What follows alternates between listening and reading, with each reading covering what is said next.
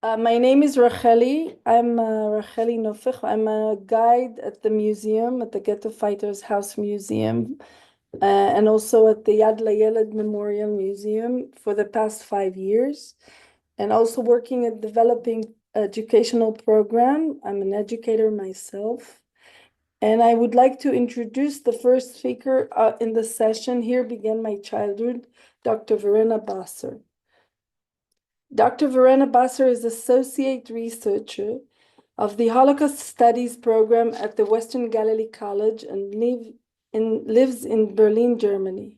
Her areas of research includes in childhood during and after the Holocaust and Zionist and non-Zionist training of immigration. Currently, she holds as a research fellowships by the International Institute for the Holocaust Research at by the International Institute. Sorry, I'm a bit excited.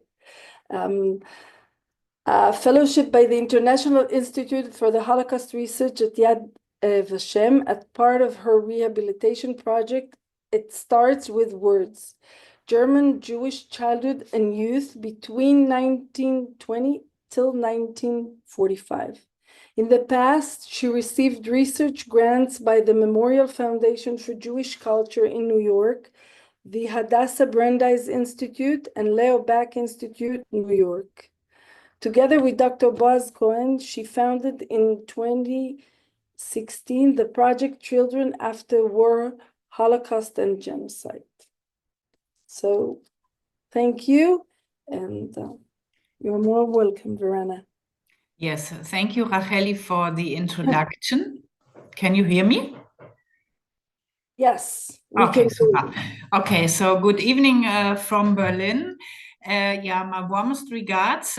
It started already, Madine, when you started to introduce the whole conference, it was something which we simply don't know here in Germany and definitely not in Europe. When you said, we might make a break for 10 minutes due to missile attacks and so on. So definitely and thoughts of many others in Germany are with you.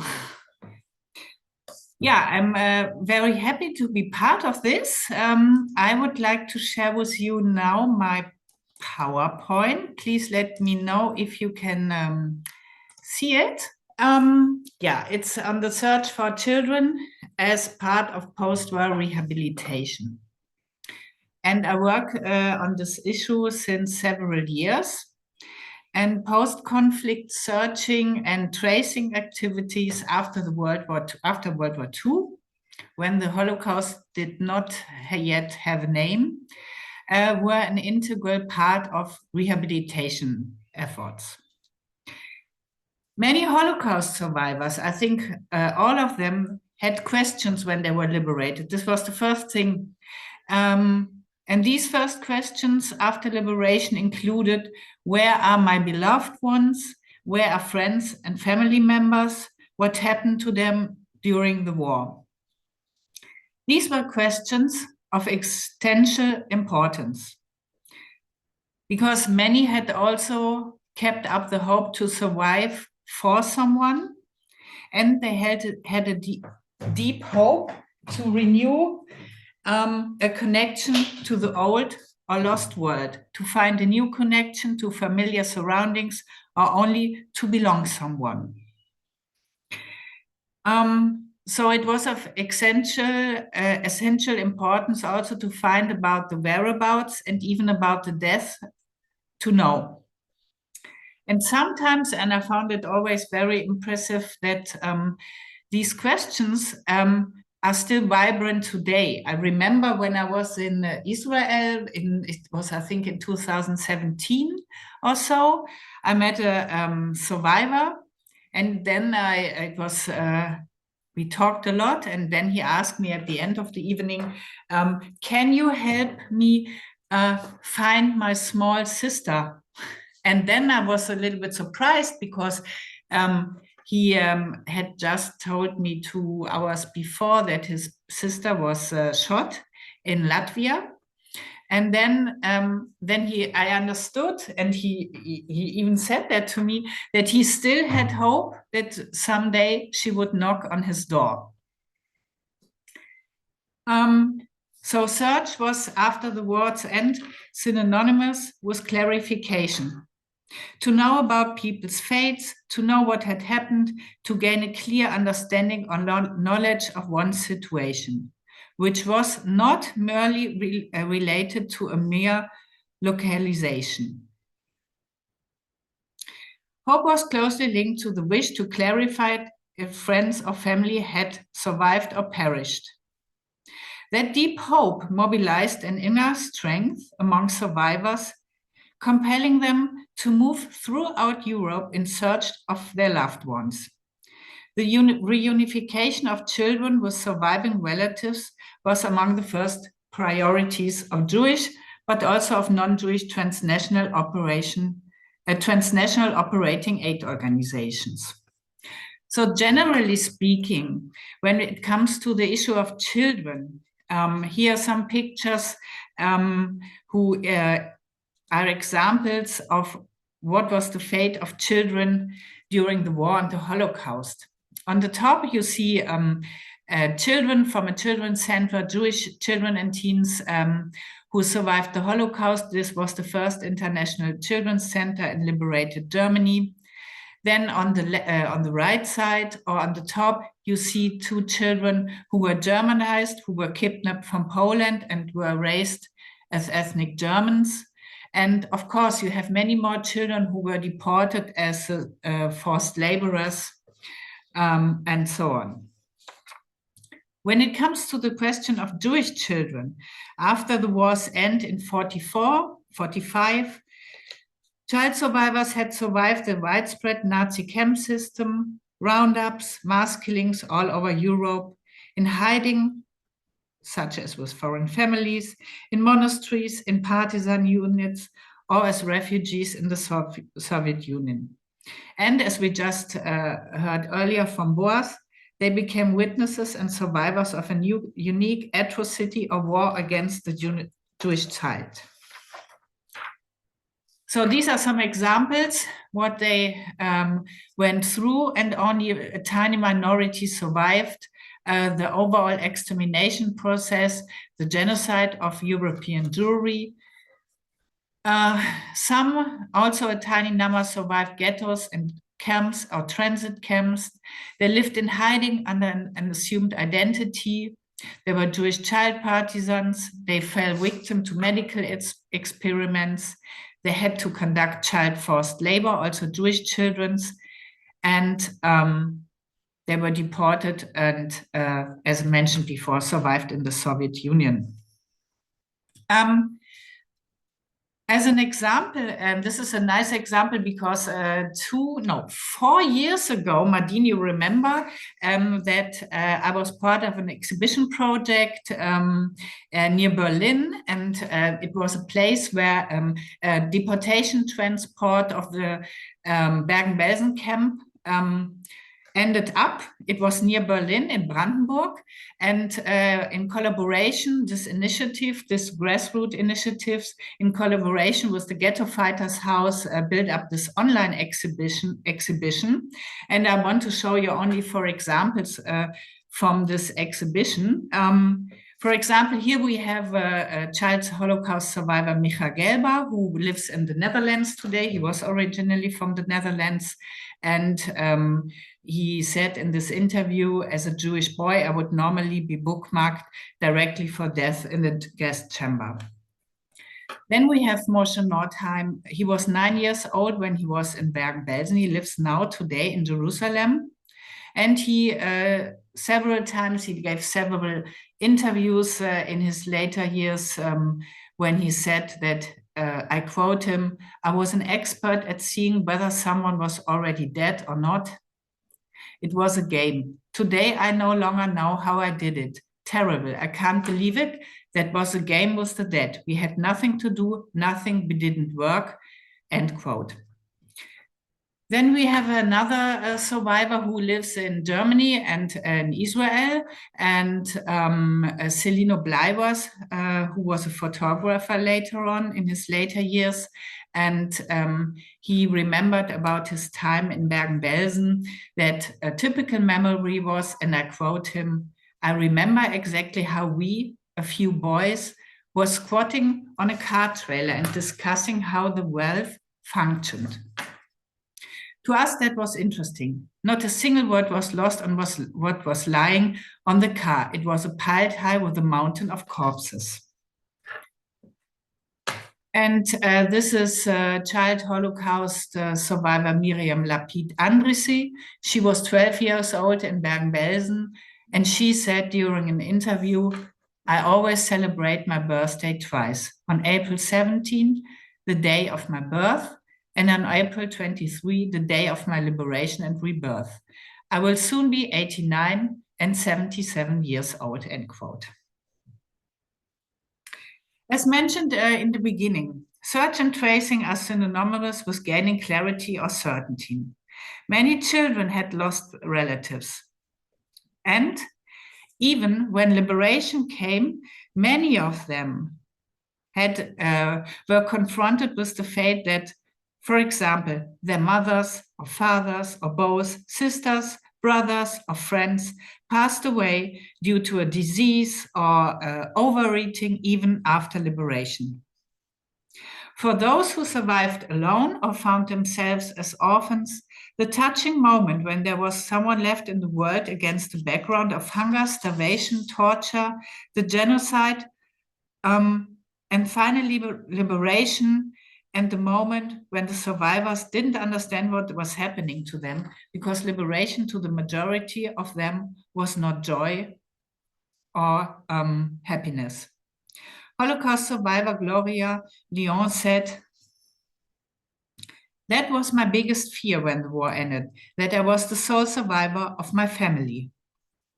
And the girl, she was 14 or 15 at the time of liberation, found herself alone. She was an Auschwitz survivor. And when she was reunited with her mother first did not believe that she was alive. And Gloria said, I quote her, "I remember that first letter from her mother," and she started to cry, "that I have somebody left in the world. It was the first one to show a sign of life." So in liberated Germany, we had a mountain of searching and tracing initiatives by Jewish and international aid organizations. There were quite a lot, a big number of Zionist groups, the Jewish Agency for Palestine, the Joint Distribution Committee, the World Jewish Congress, or the Jewish Relief Unit in the British Zone of Liberation. They were searching on a transnational level, but as I mentioned earlier, the majority of survivors were conducting search initiatives on their own on an individual level. Of course, these mentioned institutions that were involved were of crucial importance to the survivors because they had the opportunity to search via lists, radio broadcasts, and letters, but the actual influence was limited. Mutual help in searching, for example, mouth to mouth, was in many cases more important to survivors. As a consequence, they did not stay in one place. And I think that most of you know all these survivor accounts when they tried to return to their home countries were searching for surviving family members. Sometimes they had the luck to find someone. The majority of them in the end returned to liberated Germany. A deep hope mobilized inner strength to run throughout Europe and search for beloved ones. And in the end, this tracing and searching was not limited to family members, but to fosters, but also they wanted to, how can you say this, the people whom they met in the camps, the so-called camp mothers, or camp sisters. I remember some years ago when I was in a workshop in Jerusalem, there was a daughter of a survivor that told me that her mother was quite connected to her camp sisters and even did speak with them more than to her own daughter, of course, to protect her daughter. These were sponsored by Holocaust survivors, and their efforts for search after liberation was often a hard challenge for the administrating instances that were operating in Germany, but also in Europe, more generally speaking. As they were, for example, fluctuating and crossing borders without papers and money, and it was a massive challenge. Eileen Blackie, Chief Child Search and Repatriation Consultant at the United Nations Relief and Rehabilitation Administration, the UNRWA, the largest transnational operating aid organization, reported in the 1970s that what was most surprising to her and also her colleagues was that in contrast to what they had anticipated, they found a high resilience and a tremendous strength within the DP population, searching for family and friends. I quote her, "Believe me, one of the things we failed utterly to predict was the resilience of human beings. We sat in London and France feeling that people who had been through this would be apathetic. They would be depressed. They would be unable to function. When we moved into Germany with the troops, when the war ended, people walked on the roads. People who lived in Holland and Belgium tried to walk home from Germany. The roads were congested with carts and people. People built pontoon bridges across rivers to get across. They began going from DP camp to DP camp, walking around, looking at hundreds and hundreds and hundreds of faces. The resilience of the people who were in Germany at the end of the war was something certainly that we had not in any sense understood or predicted," end quote. And Eileen Blackie was a quite fascinating person because after the war, she was also part later of the Joint Distribution Committee. She helped to build up the curricula at the Hebrew University in Jerusalem for the field of social work. But there were also other motives. I remember interviewing an Auschwitz survivor who was 10 when the years was over, who stated that he disappeared after the war's end. And I remember that I had his UNRWA files, his searching personal file, and then it said on these tracing documents, disappeared. When I asked him what happened to him, he gave me the simple answer that he did not want to live again in a camp, under which authority ever, as he survived the ghetto of Łódź, Birkenau, and other subcamps as a child. He became his own authority and was responsible for his survival, so that after the war's end, he wanted to live freely from day to day in one DP camp or the other until he left for Eretz Israel.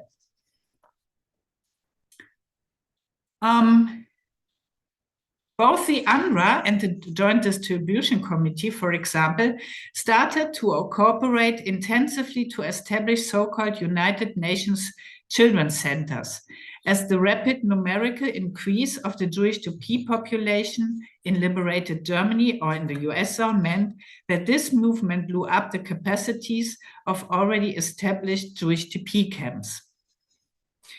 New assembly centers had to build. Overall, more than 10 children's centers for the reception of Jewish children and teens were built in the US zone. And this is, for example, a picture of one of the first children's centers in Bavaria. It was Indersdorf near Dachau. And here they took pictures of the children to search or trace relatives. According to a report from the Joint Distribution Committee, as of November 45, no children younger than 6 years of age were found in the beginning living among the survivor population. The majority of the survivors, the minor survivors, was in their teens. International aid organizations elaborated step-by-step a transnational network to rehabilitate Jewish children. First steps, as we heard earlier from Boaz, included the transfer of groups of children in fall 45 to Switzerland, France, Scotland, or England for initial rehabilitation services. And then the number of Jewish children in the liberated US zone was very tiny, but the tragic events in Poland and Eastern Europe changed that situation dramatically. Brutal anti-Semitic assaults were followed by a wave of immigration, the so-called infiltree movement. DPs from Poland and the Soviet Union entered the western zones of occupation. And then up until, so in November 45, the number was very tiny, and then it raised until to more than 20,000 child survivors. Already since this time, the urgency for the army and the UNRWA rose to cooperate with the Joint, which included in its mission statement now the area of childcare. The first Jewish children's centers, as I said earlier, were open for the infiltrate children, were in Bavaria. This was, for example, the Strüt in Bavaria. This is on top of the slide here. Then we have Lindenfels here on the left side, Rosenheim or Schwebter Castle. Additionally, Jewish children always lived in the United Nations International Children's Centers, for example, in Prim, near the Lake Chiemsee. This was for children and teens who should be resettled in other countries than Mandate Palestine. To the children's centers were temporary surrogate homes and second socializing environments. UNRWA and Joint had to collaborate as they established in these centers educational and rehabilitation measures. The Jewish Agency for Palestine supported schools at all educational levels, and it imported almost 20,000 books in Hebrew. Moreover, it encouraged teachers from Palestine, Mandate Palestine, to visit the camps to provide instruction. Finally, these centers developed into flashpoints of political, cultural, and ethnic conflicts about the best interests for the children's future. So I make it a little bit shorter now.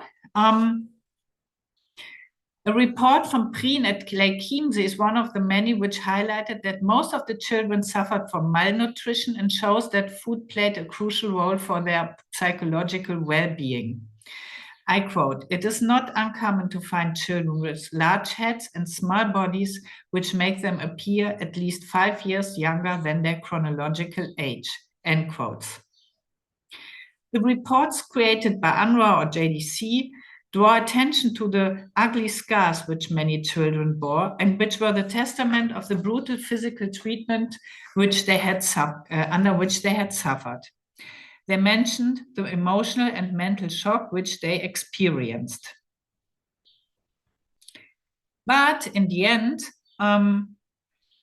search and tracing, even though if families were partly and in only a few cases was united, and even though they were an important step in the rehabilitation process, tragically, reunited families were challenged by the past events.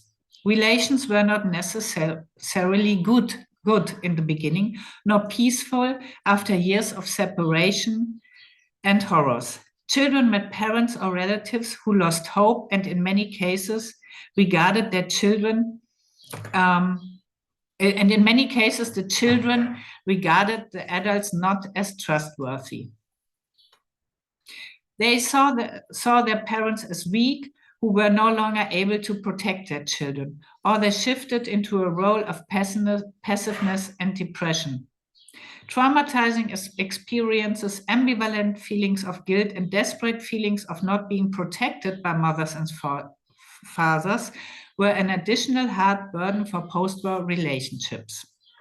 And as Boaz had mentioned earlier, in 2000, or Racheli also, Boaz and I built in 2016 the project Children After War, Holocaust and Genocide.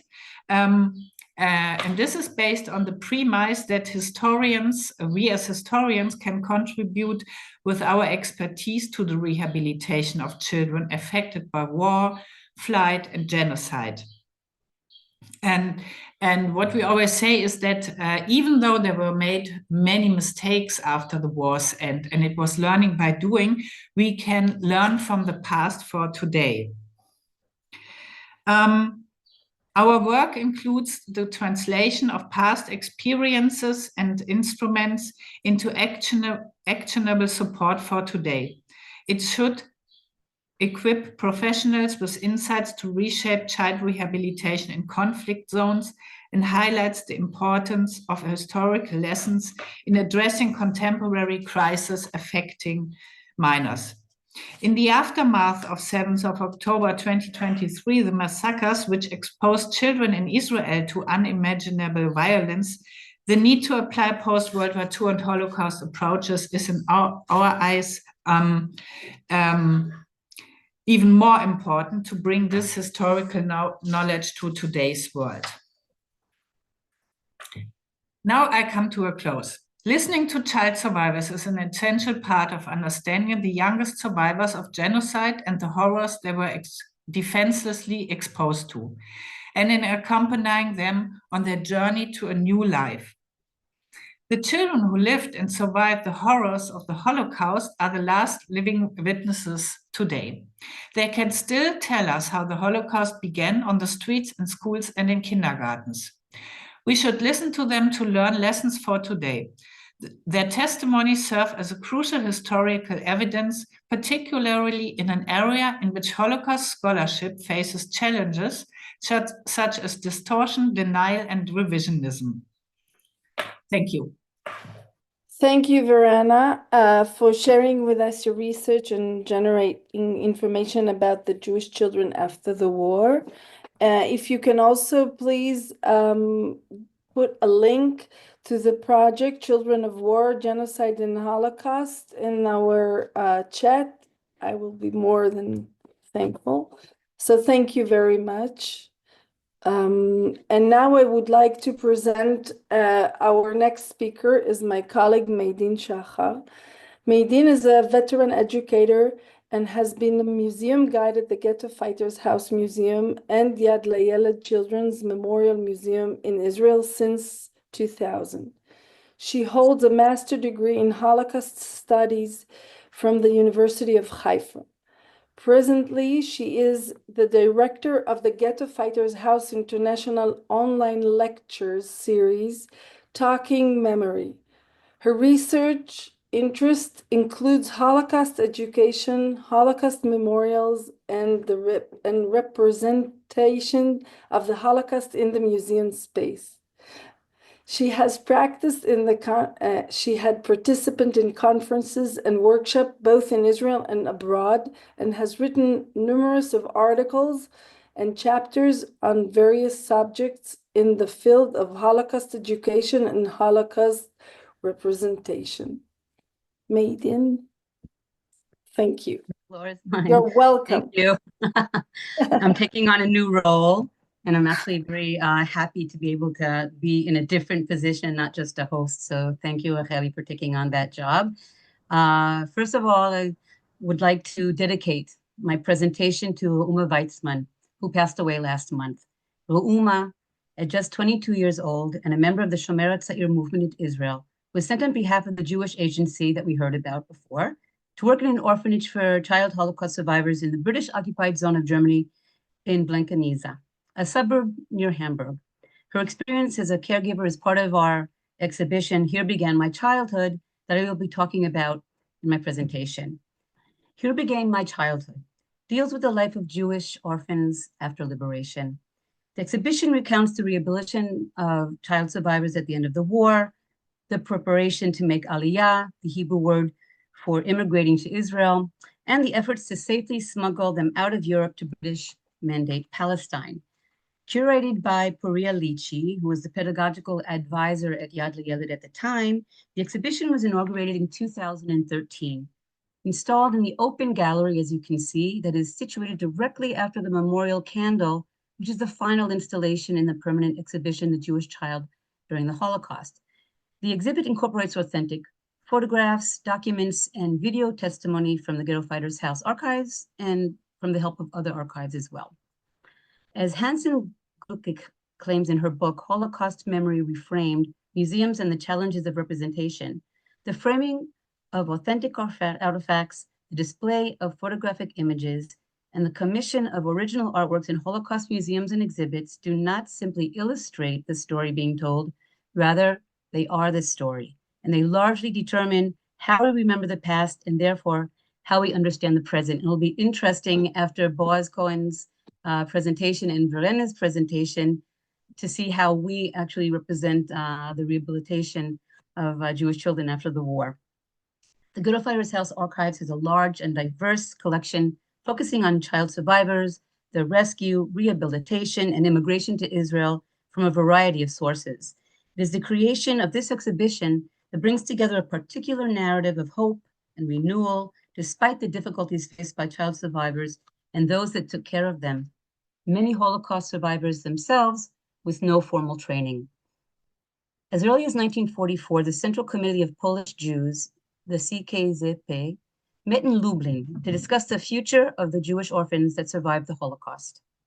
Members of the committee represented a coalition of political parties, youth movements, underground Jewish fighting organizations, as well as partisans.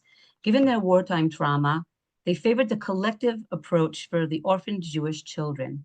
Children's homes, they believe, would provide an oasis of security where the children would be cared for in a safe, non-authoritarian environment, as well as construct a revival of the Jewish community. The primary force that organized the youth was the Zionist Coordination for the Redemption of Children, the Koordinatia, that was established in 1946. The children's kibbutzim that were organized by the Zionist youth movements were structures like children's houses in the kibbutzim in Eretz Yisrael that included elements of family life that previously had not been the movement's responsibility. Another important element of the children's kibbutzim was to build up the children's Jewish identity through the celebration of Jewish holidays and learning about Eretz Yisrael. While the hostile climate towards Jews in post-war Poland was growing, immigration to Palestine was also one of the goals of the children's kibbutzim. Known as the Bricha, escape in Hebrew, both Jewish and non-Jewish organizations throughout Europe, the USA, and Israel, including the Jewish Brigade, prepared the clandestine escape of thousands of Jewish refugees, including orphan children, to Eretz Yisrael. Taking place before the State of Israel was established, all those involved in the secret operation faced many restrictions, hurdles, and dilemmas. Though most of the archival elements in the exhibition are connected to the work of the CKZP, there are also examples from other organizations such as the American Jewish Joint Distribution Community, the Jewish Agency, Yeshuv emissaries like Uma Weizmann, and UNRWA. All were mentioned in Boaz and Verena's lectures. The exhibition brings examples of these children's homes from Poland, Germany, and the Netherlands. Keeping with the pedagogical concept of Yad LaYeled, this exhibit was created in order to provide elementary and middle school students with a venue through which they can explore the subject of the Holocaust in an age-appropriate manner, as well as foster empathy and expand their knowledge about the world of the Jewish children who survived the Holocaust. And we can go to the second slide. Thank you. Just to get a sense of where the exhibit is located in Yad LaYeled, here is a picture of the Memorial Hall. The exhibition, Here Began My Childhood, reflects our transition from a sunken, dark rotundra-style memorial space, the last installation in the permanent exhibition, to a light and colorful space that symbolizes the transition from Holocaust to renewal. Next slide. Like a subway map, the linear lines on the floor and colored code themes of the exhibit reflect the complicated journey child survivors faced after the Holocaust, dispersed throughout Europe and found among many different places like camps, on the streets, or hidden in a home or monastery. Next slide. The exhibit starts with the wall installation, No Home, with the panels in the color red, a symbol of danger, but also one of strength for survival, and continues to the wall installation, Return to Life, that is in the color green, a symbol of renewal and growth. This section of the exhibit focuses on the different stages of rehabilitation of child survivors with photographs from different children's homes, including the one that Lena Kichler ran in Zakopane, Poland. Next slide. So for example, we can see on the right, a picture from the children's house run by Lena Kichler. As Sharon Geva writes, Lena Kichler Silverman was like a surrogate mother, Boaz Cohen described this, who took the place of absent biological mothers, assuming mothers' basic traditional roles of feeding, caretaking, supporting, educating, and above all, showing unconditional love. And next to that picture on the left, we have calisthenics, a class in calisthenics in one of the Dror Movement's children's houses. Very similar to pictures that we have from Israel in that early period. Next slide, please. The opening of the exhibition 12 years ago allowed many of the child survivors and caregivers to take part in the inauguration ceremony and to see the story of their lives after the war become an integral part of Yad LaYeled's educational programs. On the right, we see Uma Weizmann at the opening exhibition with child survivors from the Children's House in Blakaniza. From left to right, we see Ze'ev Goldberg from Kibbutz Ramat HaShofet, Uma, Israel Weisel, and Ari Ronen, both from Kibbutz Dafna. And on the left, we see Uma on the right-hand side. In the middle is Poria Lichi, the curator and educational pedagogical advisor of Yad LaYeled. And to the left was the Anat Carmel, who was the director of Yad LaYeled when the exhibition was open in 2013. Okay, next slide, please. And here are two more very moving moments captured in the exhibition. On the left, Israel Weisel that we just saw, a child survivor from the Children's House with Uma Weizmann. And he's actually sitting next to the picture of himself playing a recorder in the Children's House. And on the right, we have Shimon Fishman, a child survivor who was sent to the children's village in Apeldoorn after the war, sitting next to his video testimony in the exhibition. Greta Barak, the next speaker, will talk more about the children's village in Apeldoorn. Next slide, please.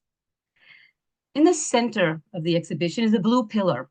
Actually, this is the elevator that was brilliantly incorporated into the exhibition with the theme Route to the Promised Land. When interviewed by the Jerusalem Post about the opening of the exhibition, Poria Lichi said, and I quote, "I interviewed people who were children at the time in Europe, and I asked them how they managed to not be in despair, traveling to and fro across Europe, what Verena just talked about, and trying to steer clear of anti-Semites. They told me that the dream of getting to Israel kept them going," unquote. The blue circular wall is a symbol of stability and reliability, or perhaps the Mediterranean Sea, or a clue to the blue color in the Israeli flag. This installation focuses on the story of the children's village in Apeldoorn in the Netherlands.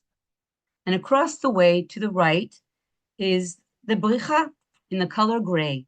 Again, color is a way to convey a feeling, an atmosphere, as the journey to Eretz Yisrael, though a dream for the child survivors, was also complicated, dangerous, and difficult, a solemn experience, but also one that, like the neutral color gray, was supposed to be overlooked and clandestine. Poria stated in the same interview, and I quote, "The Jewish children from Eastern Europe were smuggled across borders westwards by organizations such as the Bricha.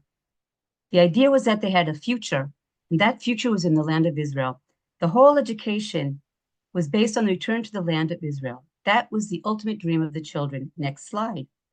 And here are two examples from the exhibition. On the right, Route to the Promised Land. Just before leaving for Eretz Yisrael, a farewell letter written in Hebrew by a child survivor to a counselor in the children's village in Apeldoorn. And on the left, a photograph capturing children en route to Eretz Yisrael as part of the Bricha clandestine operation. The archival material and child survivors of the Holocaust in this exhibition that were carefully chosen and organized were a realization of Poria Lichi's wish to represent the return to life of child survivors with a Zionist narrative focusing on the children who would make Aliyah to Eretz Yisrael, as well as the work of survivors like Lena Kichler and Sarah Schneer and Dorka Sternberg. Dorka, you can see in the picture on the left with her finger going up, she's on the right-hand side. You can see her here with Hafka Folman-Raban. And like I mentioned earlier, both Dorka and Sarah were young counselors in the children's homes in Poland, and their testimony is part of the exhibition. But I have to add that they were also founding members of the Ghetto Fighters Kibbutz, another important element in the narrative. The exhibition, Here Began My Childhood, makes this story of rehabilitation accessible to the younger generation, to our youngest visitors to Yad LaYeled, between the ages of 10 to 14, but also to the general public. And you are invited to visit the museum, and if you want to learn more about the archival material and child survivors, you are invited to contact the Ghetto Fighters House archives. Thank you. Thank you so much, Meideen. It's really, really moving and to see the whole history of the exhibition, you know, and how it developed. Thank you so much for sharing it with us. Our last speaker is another colleague, Greta Barak. Greta Barak holds a BA in competitive literature and an MA in Jewish study from Baba Shboi University, Cluj, Napuka. Yes, I did it. And an MA in Israel Study Awards by the University of Haifa. She worked as an independent researcher for Hashava, the company for location and restitution of Holocaust victims' assets. For the past 4 years, Greta Barak has been a full-time archivist at the Ghetto Fighters House archives. She is involved in several cataloging and digitizing projects for researchers and the general public. She is currently enrolled in the archival and information science program at Tel Aviv University. Thank you, Greta. Good day, good evening, everyone. And Racheli, thank you for the introduction. So, as Meideen has already presented, the Yad LaYeled exhibition incorporates several materials from the Ghetto Fighters House archives, and among them, two souvenir albums created by children Holocaust survivors during their 1-year stay in the Ilania Children Village in Apeldoorn, the Netherlands, between 1947 and 1948. And actually, this is the topic of my presentation today. I would like to start with a few background information about the Ilania Children Village in Apeldoorn. You should know that in September 1947, under the auspices of the Red Cross, a train departed Romania via Prague to the Netherlands, carrying 421 Romanian Jewish children, along with 37 youth counselors, madrichim, of different Zionist youth movements, and 4 teachers. Their destination was the grounds of a former Jewish psychiatric hospital near Apeldoorn, where the local authorities allocated 3 buildings to establish a children's village for their post-war rehabilitation, while they were waiting to immigrate to Palestine, Eretz Israel. The initiative for the establishment of the children's village and for bringing these children to Apeldoorn was led by the Jewish agencies Youth Aliyah, in collaboration with the Joint and Dutch Jewish organization, and actually with approval of the Dutch government. It is important to note that the place chosen for the children's village has its own tragic history during the Holocaust, as in January 1943, the Jewish psychiatric institution in Apeldoorn was evacuated, and over 1,100 patients and staff were deported to Auschwitz and murdered, Another 265 Jews were sent to Westerbork camp. So when we look at this place and at the decision to establish after the war a children rehabilitation center there, we need to think at the profound symbolic significance for the local Dutch Jewish community. Basically, you have here the transformation of a space associated with persecution into one of recovery, education, and return to life. So, who are the children that were brought to Apeldoorn? Well, there were two groups. The first group is the biggest one, which is the transport of Romanian Jewish children. Actually, they were gathered from different parts of Romania. Some were orphans, while others came from families that lacked the economic means to take care of them, many of whom had recently returned from deportation to Transnistria.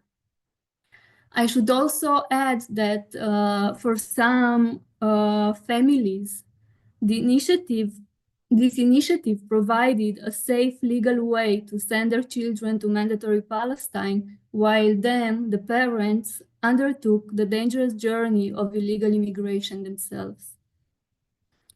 On the screen, you can see on the left a group of youth counselors and teachers together with some of the children. Most likely, the photograph was taken in Bucharest in September 47, before their departure to the Netherlands. You can actually see here the initials of the Romanian National Railway, the CFR, and they are probably waiting for the train to leave. I mentioned the first group, but there was also a second group, a smaller one, which included 32 children who were brought from Berlin to the Netherlands, and they actually arrived several weeks later after the Romanian group arrived. The children's village in Apeldoorn was called Ilania, from the Hebrew word ilan, meaning tree, and a reference to the forest found on the grounds. The three buildings allocated as lodgings houses received also Hebrew names. You had Zraim, seeds, Shorashim, roots, and Nitzanim, buds. The children and counselors were divided inside the three lodgings according to their political party youth movement affiliation. So you had Gordonia, Anoar Hatzioni, Hashomer Hatzair, Agudat Israel, Bnei Akiva, Beitar, Dror Rabbonim Ichud, and Dror Rabbonim Poalei Tzion.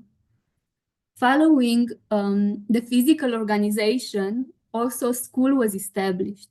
The educational activities, including among others learning Hebrew and learning about the Jewish culture, as well as learning professional skills such as carpentry, sewing, growing vegetables, and gardening. Physical activities, as well as social and cultural ones, were highly encouraged. The teaching staff came from Romania, but also there were emissaries from Eretz Israel. And the director of the children's village was Benjamin Zussman, a Yishuv emissary who also worked as a teacher there. After the declaration of independence of Israel, it was decided that the children will be brought to Israel, and actually this happened in October 1948 when the children embarked on the Negva ship to Israel. On the right, you can see the entry sign to the Ilania Children's Village, written in Hebrew and in Dutch. And I do want to add that these two photographs are actually part of a photo album kept by Eva Chava Davidson, who was a Dutch-born Jewish nurse who worked in the small hospital that was established for the children in the village.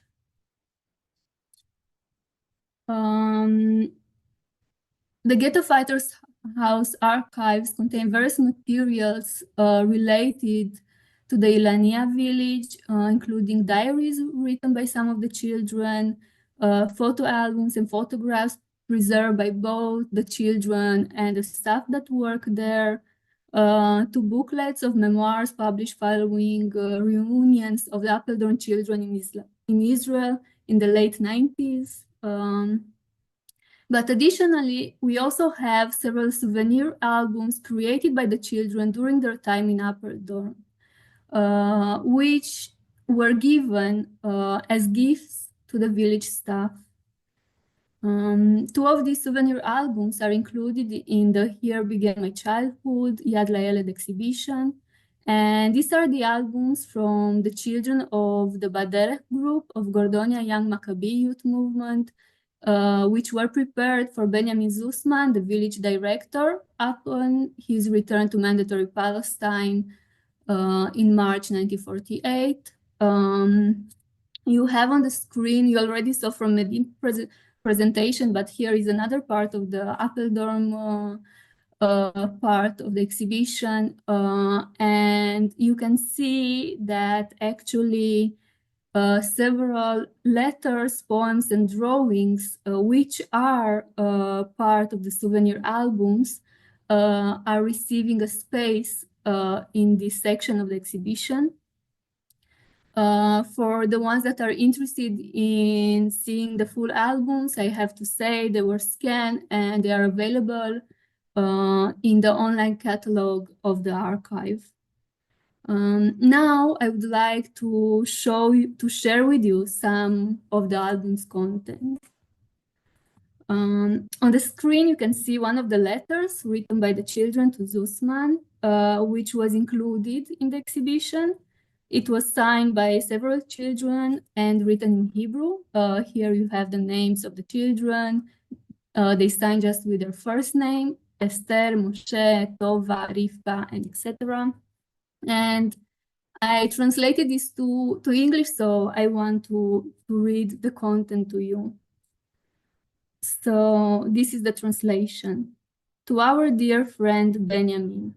Surely, Benjamin, you must be wondering, what can small children like us possibly write to you?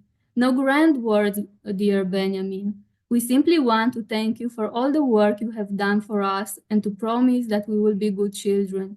We'll speak Hebrew every day, and when we arrive in Eretz Israel and you wait for us at the port, you won't recognize us because we will have grown up. There will no longer be any difference between us and the Sabra children of Eretz Israel. Sincerely, the group Shahar. If you look at the second album and you examine the signature of this letter, you will see that in the second album, you actually have a list of the children that were part of the Shahar group of Gordonia, which consisted of 12 children. And you can identify which are the children that wrote the first letter. Also, I would like that you look at the image and you'll see that the names are written on the left side with Latin letters. I would even say the Romanian version of the name. And on the right, you have the Hebrew names. Now, if you pay close attention, and I'm talking as an archivist right now, you'll see that the names written with Latin letters, you see is the same handwriting. While when you look at the Hebrew names, you'll see different handwritings. Most likely, the list was written by the guy, the counselor, the madrich of the group, and the children were asked, each of them, to write their name in Hebrew. Another important aspect is, for example, in the previous slide on the letter, the first name that shows up is Esther. And if we return to this list, we'll see that actually Esther is the Hebrew name of Kojokaru Eti. For someone searching for materials or studying genealogy, this is really important material. This is another example. Another letter that you have on the left side that was included in the exhibition. It was written by Zalman Rothenberg. The content is pretty similar to the previous letter. I'm not going to read it for you right now, but you can see in the second part of the slide, which includes content from the second album, that you have the same type of material. Zalman Rothenberg, he was part of the Eliezer Geller group. Again, one person wrote the names with Latin letters. The children were asked to sign their names in Hebrew. And I think I want to stop for a second because I think this is a good moment to highlight that the creation of these albums was a collective effort made by the teachers, counselors, and pupils. Recurring terms appear if we give an overall look at the albums, we'll see that recurring terms appear in their drawings and in the content of the letters, maps of Eretz Israel, the ship bringing the Ilania children to the shores of Haifa, the connection of the children to the land. For example, here you have on the left side illustration of flowers and vegetation, as well the children desire to learn Hebrew. I should mention that the Ilania village faced significant educational challenges due to the diverse background of the students. I was really happy to hear Dr. Boaz Cohen mentioning the importance of the education, because I do see many similarities with the Apeldoorn case. As most of the children that go to Apeldoorn, they came from different backgrounds. They received different formal education. Some of them went to school, and afterwards they had to stop because of the war. Others didn't study at all. Also, there were linguistic problems. Most of the children spoke Romanian, but also you had children that spoke Yiddish or spoke German. And more than that, just a small number of teachers and students and children were speaking Hebrew.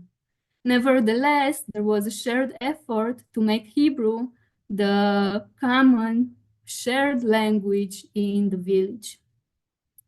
From this perspective, the two albums can be seen not only as a memento for Zussman or as documentation to prove the work done in the Ilania village for the Jewish Agency, for example, but also we can look at them as a working notebook that reflects the educational challenges of the children and the teachers.